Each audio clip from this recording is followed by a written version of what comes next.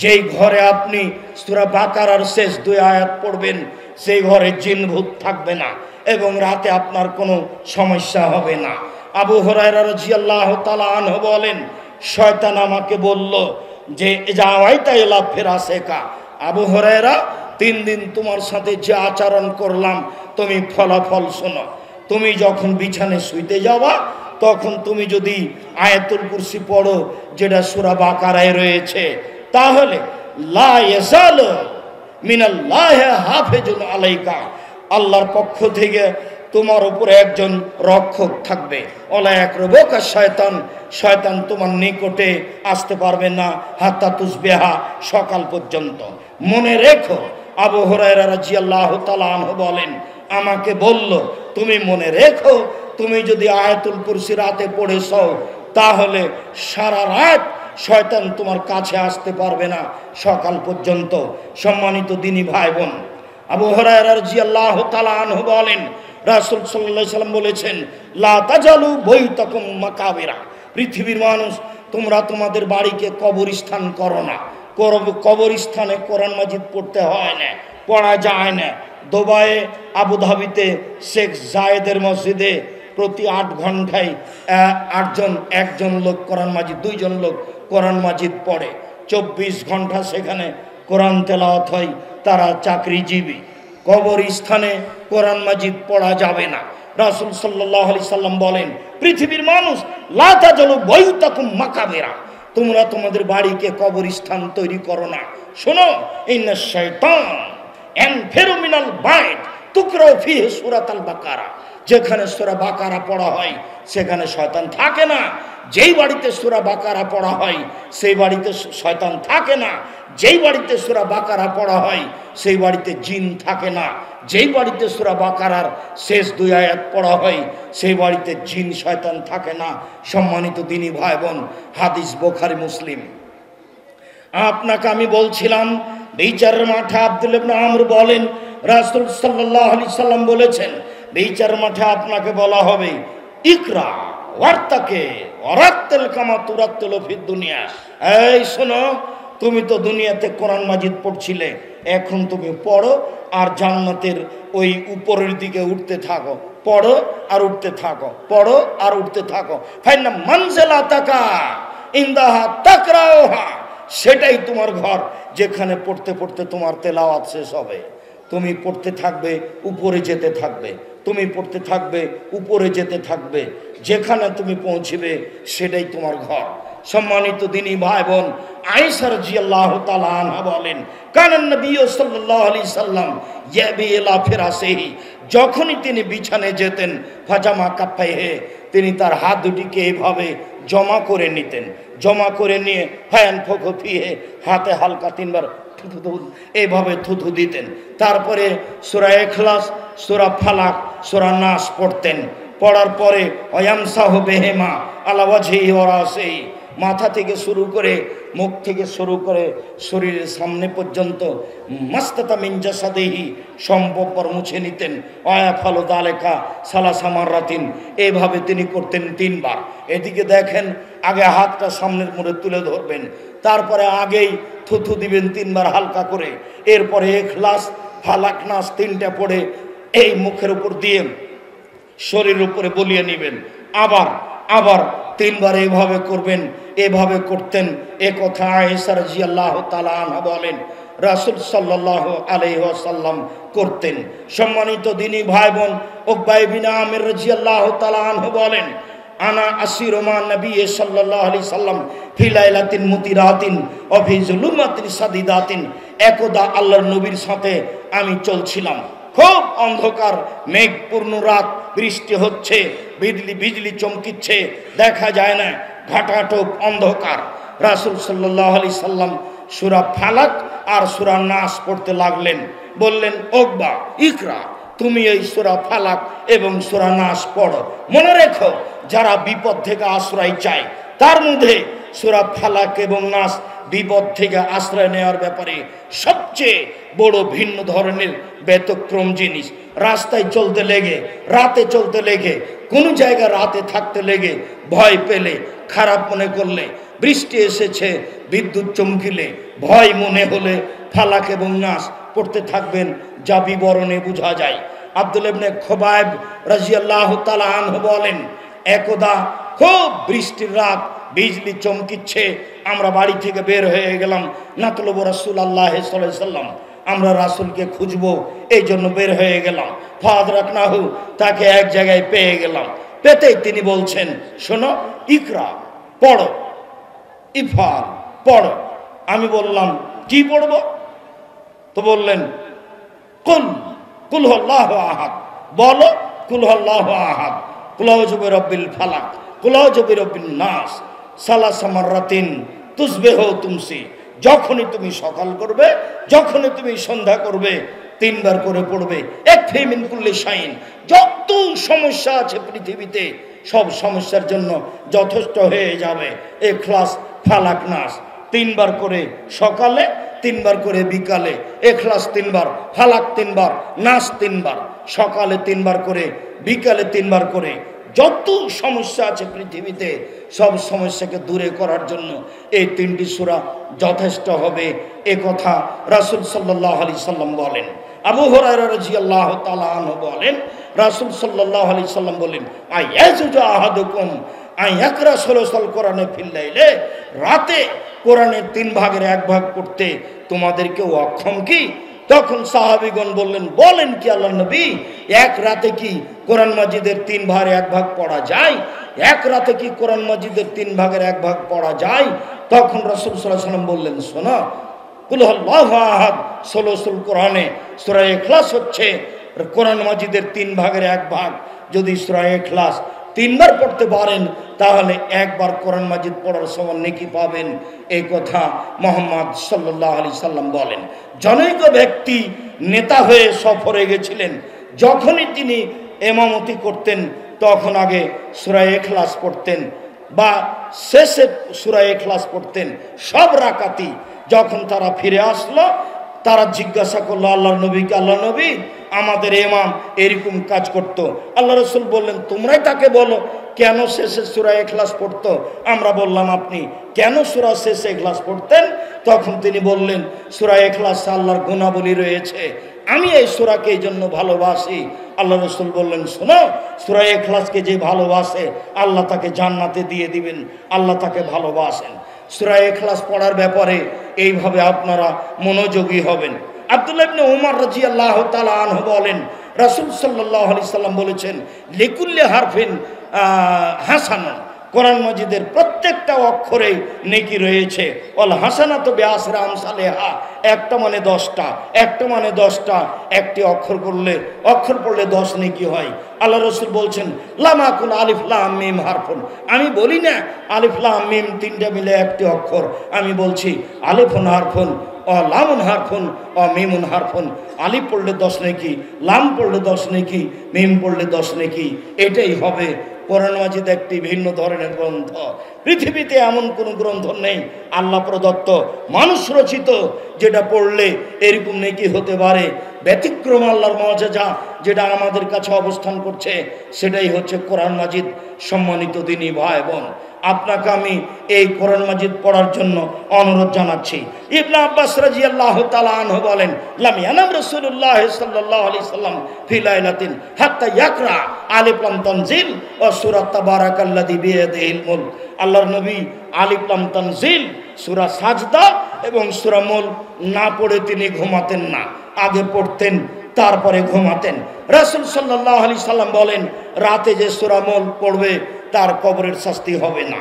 রাসূল সাল্লাল্লাহু আলাইহি সাল্লাম বলেন, ইন্না ফিল কোরআনে সালাসুনা আয়াত, কোরআন মাজিদ একটি সূরা রয়েছে, তাতে রয়েছে 30টি আয়াত। সেই সূরাটি হচ্ছে সূরাতুল মুলক।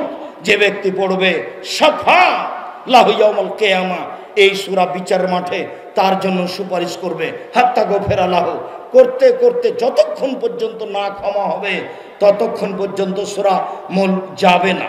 সূরা বাকারা, সূরা আল ইমরান আপনার পক্ষে তর্ক করবে, এই কথা ঠিক, তবে কতক্ষণ তর্ক করবে তা বলা হয়নি। সূরা মুলক যদি আপনি পড়েন 30টি আয়াত বিশিষ্ট, যতক্ষণ পর্যন্ত আপনার ক্ষমা না হবে ততক্ষণ পর্যন্ত সূরা মুলক আপনার কাছ থেকে যাবে না, এ কথা মুহাম্মদ সাল্লাল্লাহু আলাইহি সাল্লাম বলেন।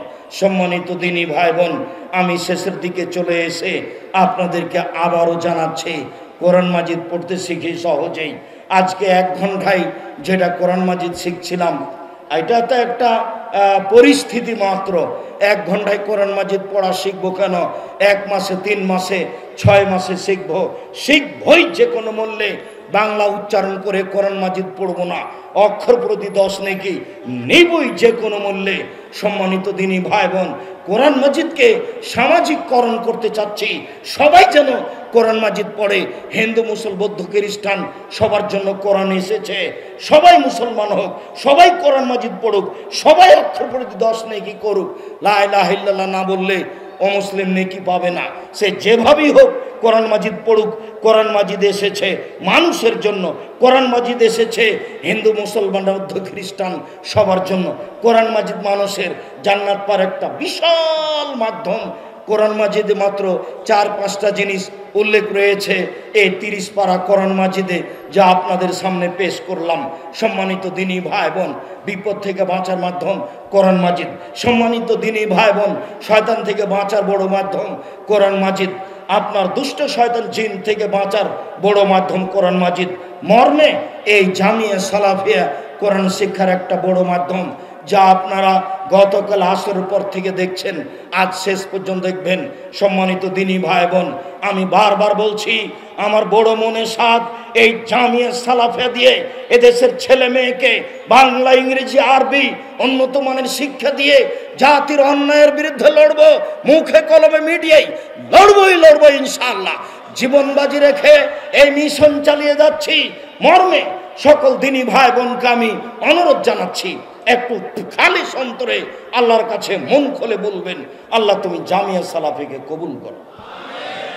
আল্লাহ তুমি বাইতুল হাম জামে মসজিদ কবুল করো।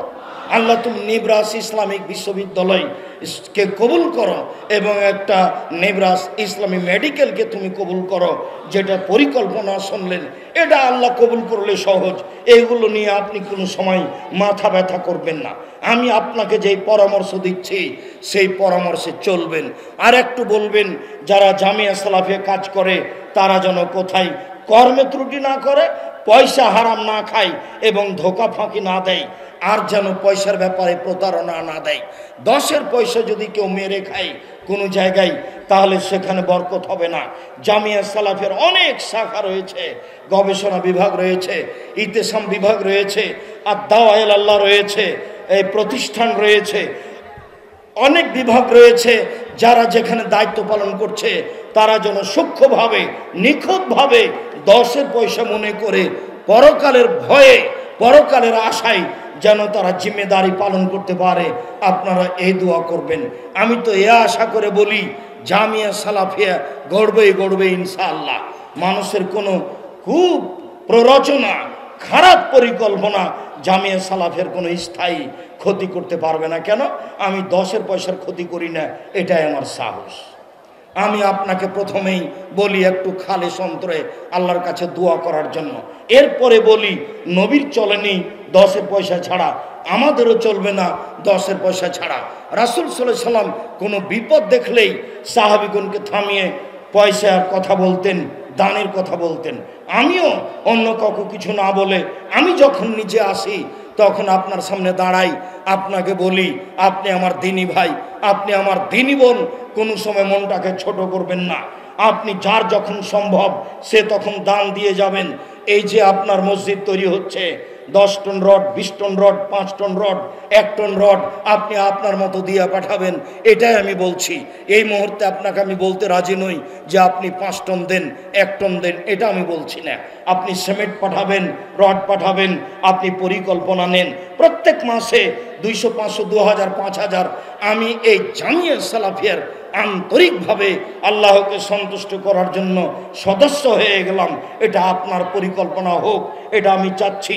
মিডিয়ার মাধ্যমে দিনী ভাই বোন যারা দেশ বিদেশে আছেন, যারা পরবর্তীতে অবগত হবেন, সবাইকে আমি অনুরোধ করছি আপনারা জামিয়া সালাফের সার্বিক কাজে দানের হাত প্রশস্ত করুন। সম্মানিত দিনী ভাই বোন, দানের হাত প্রশস্ত করবেন ওই হাদিসের ভিত্তিতে যে হাদিসে রাসূল সাল্লাল্লাহু আলাইহি ওয়াসাল্লাম বলেছেন প্রত্যেক দিন সকালে দুইজন ফেরেশতা আকাশ থেকে নেমে আসে। একজন বলে, আল্লাহ যে যতটুকু দান করলো তুমি তার ততটুকু পূর্ণ করে দাও, আল্লাহ যে যতটুকু দান করলো না তুমি তার সেটুকু ক্ষতি করে দাও। আপনি খেয়েই পয়সা শেষ করিয়েন না, বই পুস্তক নিয়েই, অযথা বই পুস্তক নিয়েই পয়সা শেষ করিয়েন না। গুরুত্বপূর্ণ বই পুস্তকগুলি কিনবেন আর দানের হাত সবসময় প্রশস্ত রাখবেন।